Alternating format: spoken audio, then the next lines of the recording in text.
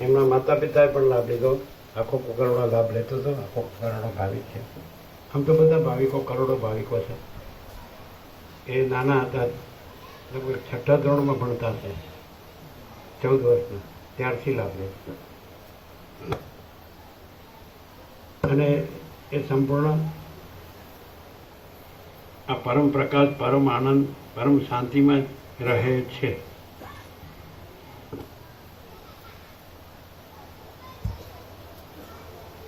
સર્વને જય પ્રભુ.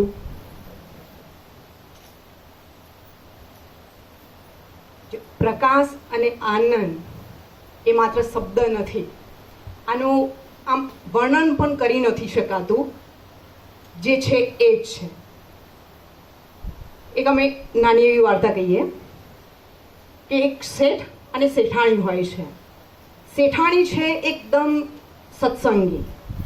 એમના ગામમાં કોઈ બી સંત મહાત્મા આવે સત્સંગ માટે, એ અચૂક જાય, ક્યારે એ સત્સંગનો લાભ જતો ના કરતા. એમને જ્યાં વગર ત્યાં ચાલે જ નહીં. ગમે તેવું ઘરે કામ હોય તો પણ એ કામને પડતું મૂકીને પણ એ સત્સંગ સાંભળવા જતા. એક દિવસે એમના ઘરે મહેમાન આવે છે, તો શેઠાણીને તો બહુ એ થઈ ગયું કે એ મહેમાન આવ્યા છે, હવે એમ કે જઈ શકાશે નહીં સત્સંગ સાંભળવા, અને મને સત્સંગ વગર તો ચાલશે નહીં. એટલે એ શેઠને કહે છે કે જો મને સત્સંગ વગર ચાલશે નહીં. અને શેઠ કેવા, ક્યારે જતા નહીં, કારણ કે એ તો ખબર જ છે આપણને, શેઠ તો કેવા હોય, પૈસો મારો પરમેશ્વર અને હું પૈસાનો દાસ. બસ એમનો તો એમનો જે વ્યાપાર છે એ અને પૈસા એમાં જ રસ હોય છે. એ ક્યારે પણ ના જતા. તો શેઠાણી કહે છે કે જો મારી જગ્યાએ મહેમાન આવ્યા છે તો મારે એમની આગતા સ્વાગતા કરવાની છે, ભોજન પ્રસાદ બનાવવાનો છે, તો હું નહીં જાઉં, પણ મને સત્સંગ વગર નહીં ચાલે, તો તમારે મારી જગ્યાએ તમારે જવાનું, અને ત્યાં જઈને મહાત્મા જે કહે એ તમે સાંભળજો અને આવીને મને બધી રજૂઆત કરી દેવાની. એટલે શું કે મારો સત્સંગનો લાભ જતો ના થાય. એટલે શેઠ તો મને તૈયાર થયા, કારણ જવું તો પડશે જ, ઘરે મહેમાન છે. તો શેઠ પહોંચ્યા ત્યાં. એટલે કેવું કે આખા ગામને બધાને ખબર હતી, કારણ કે ક્યારેય જતા જ નહીં. એટલે બધાને નવાઈ લાગી, ઓહ શેઠ કદી ક્યારે આવતા નહીં, એ સત્સંગ સાંભળવા આવ્યા, એમ બધાને નવાઈ લાગે છે. મહાત્મા હોય છે એમને પણ નવાઈ લાગે છે. તો મહાત્મા તરત કહે છે, શેઠ આવ્યા? એટલે શેઠ છે તો કારણ કે મને આવેલા હતા, મોઢેથી આમ કર્યું કે હા. પછી આમ જોયું, જ્યાં સરસ આરામથી બેસી શકાય એવી જગ્યા હોય છે ત્યાં જઈને બેસી ગયા. ટેકો લઈને સૂઈ શકાય ને એવી જગ્યાએ, કારણ કે એ તો સત્સંગ સાંભળવા આવ્યા જ નહોતા, એમને કોઈ રસ્તો હતો જ નહીં. બેઠા એટલે તરત પેલા મહાત્મા કહે છે, શેઠ બેઠા? એટલે પેલા કે હા, મોઢું આમ કરીને કે હા. સત્સંગ ચાલુ થઈ ગયો. પેલા તો શેઠ તો સૂઈ ગયા આરામથી. સત્સંગ પૂરો થયો એટલે બાજુમાં બેઠેલા હતા એમને ઉઠાડ્યા કે શેઠ ઉઠો, સત્સંગ પૂરો થયો. એટલે આમ જોઈ લીધું આજુબાજુમાં કે હા પતી ગયું લાગે છે. એટલે ઊભા થયા. તરત પેલા મહાત્મા કહે છે, શેઠ ઊભા થયા? એટલે કે હા. પછી ચાલવા લાગ્યા. એટલે મહાત્મા કહે છે, શેઠ ચાલ્યા? એટલે કે હા. ઘરે આવે છે. પછી શેઠાણી એમને કહે છે કે સત્સંગ સાંભળ્યો? એટલે કે શું, તારા સત્સંગમાં તો કંઈ હતું નહીં, બસ 4 વાક્યો જ હતા. શેઠ આવ્યા, બેઠા, ઊભા થયા અને ચાલ્યા, આટલું જ હતું, કંઈ જ હતું નહીં સત્સંગમાં. શેઠાણીને તો ખબર જ હતી કે અમને તો કોઈ રસ છે જ નહીં, સાંભળ્યું જ નહીં હોય, સૂઈ ગયા હશે. શેઠાણીને તો પાક્કી ખબર હતી. પછી રાત પડે છે એટલે બધા સૂઈ ગયા. અડધી રાત જેવું થયું હશે. ચોરો એમના ઘરે ચોરી કરવા માટે આવે છે. ચોરો અંદર બેઠા અને તરત આ શેઠને પેલા 4 શબ્દો સાંભળ્યા હતા એ વાગોળવા લાગ્યા. બોલે છે આવ્યા, એટલે તરત પેલા ચોરને થયું કે આ જાગતું લાગે છે. એને ખબર પડી ગઈ કે આપણે આવ્યા છીએ. તરત કે ચલો ચલો સુપાઈ જાઓ, બેસી જાઓ એમ નીચે. બેસી ગયા એટલે તરત પાછું પેલું બીજું વાક્ય ચાલુ થયું, બેઠા. એટલે પેલા પાછો અંદર વાતચીત કરે છે કે જો આ જાગે જ છે, જો આપણે બેઠા તો એને ખબર પડી ગઈ કે આપણે બેઠા.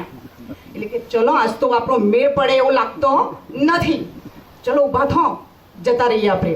ઊભા થયા એટલે તરત પેલું ત્રીજું વાક્ય બોલાવ્યું શેઠથી, ઊભા થયા એટલે તો પેલા નક્કી જ કે નક્કી હવે ચોર શેઠ જાગે જ છે, હવે આપણું અહીંયા કોઈ કામ થવાનું નથી, ચલો ભાગો અહીંયાથી. જતા રહે છે. તરત પાછા પેલા બોલ્યા કે ચાલ્યા. પછી તો પેલા ઊંડ હોય પાછા જોતા જ નથી અને નાસી જાય છે. આમ શેઠના ઘરે ચોરી થતી બચી ગઈ. જો આ એક ભ્રાંતિનું દ્રષ્ટાંત છે અને ભ્રાંતિનું જ એમને 4 વાક્યો, 4 શબ્દો એમના કાને પડ્યા અને એમના ઘરે ચોરી થતી બચી ગઈ. તો આ તો આપણું પોતાનું જ સ્વરૂપ છે, આ કોઈ વ્યક્તિ નથી, આપણે પોતે જ છીએ. અમે તો કહીએ આ તત્વબોધ શબ્દ પણ ના વપરાય અહીંયા. આપણે પોતે જ આપણા પોતાના સ્વરૂપને જ સાંભળીએ છીએ. તો તમે વિચારો, ભ્રાંતિના 4 વાક્યોથી ભ્રાંતિ બચી શકતી હોય તો આ તો આપણું સ્વરૂપ છે. એ સ્વરૂપના 4 શબ્દો જો અહીંયા પડશે તો આ દુઃખરૂપી જે સંસાર સમુદ્ર છે એમાંથી ઉગડી જશો. તો જેટલું બને ને એટલો અહીંયા લાભ લેવાય. અને કારણ કે શ્રવણ માત્રથી જ, દર્શનથી અને શ્રવણ માત્રથી જ મુક્તિ છે અહીંયા. કારણ કે આ એકદમ ભ્રાંતિ રહિત છે અને સહજ છે, અહીંયા કંઈ કરવાનું નથી, એટલે એટલો ઝડપથી ઉતરી શકે છે આ શ્રવણ માત્રથી જ. કારણ કે ચોખ્ખો આર પાર પોતે જ પોતાનો પ્રકાશ કરી રહ્યો છે. તો વધુમાં વધુ લાભ લો. અમને તો શું લાગે છે કે રામ અને કૃષ્ણ બધા એમને ભગવાન માને છે અને એમની પૂજા કરતા હોય છે, પણ એમના સાચા સ્વરૂપને તો કોઈ નથી ઓળખતું.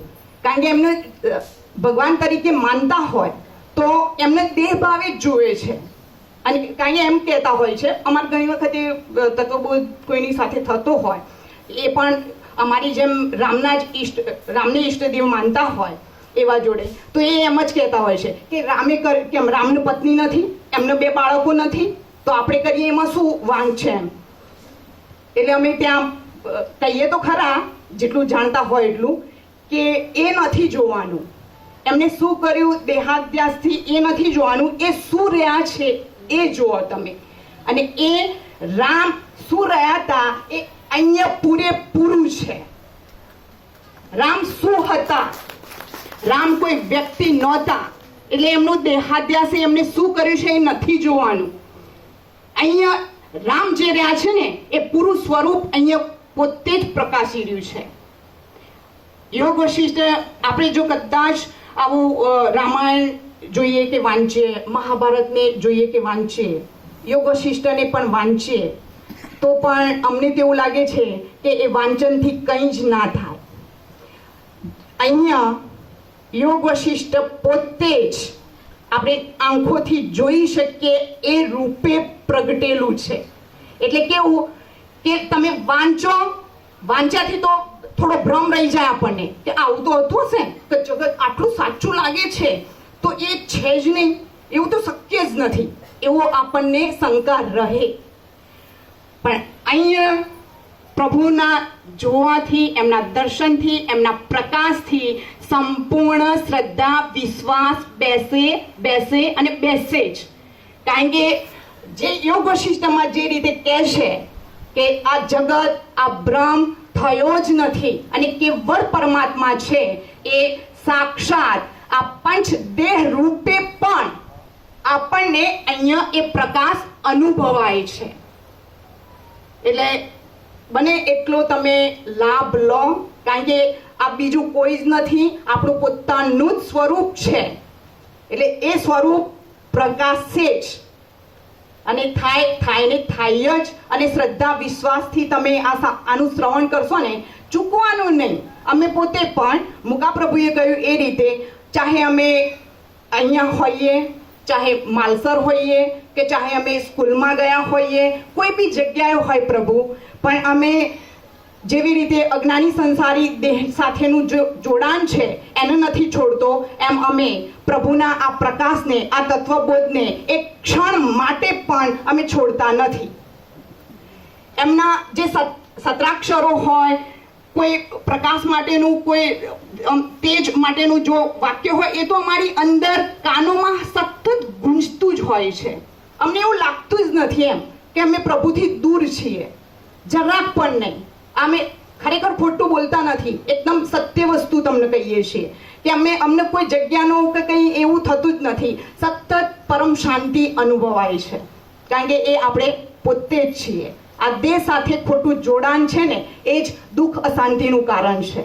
એટલે પ્રભુ પ્રકાશ જે કરે છે ને, એ રીતે બોલવાનું નહીં, રહેવાનું છે. એ રીતે જો રહેશો ને તો ચોક્કસથી એ અનુભવાશે જ, કારણ કે એ તો આપણે પોતે જ છીએ. જય પ્રભુ.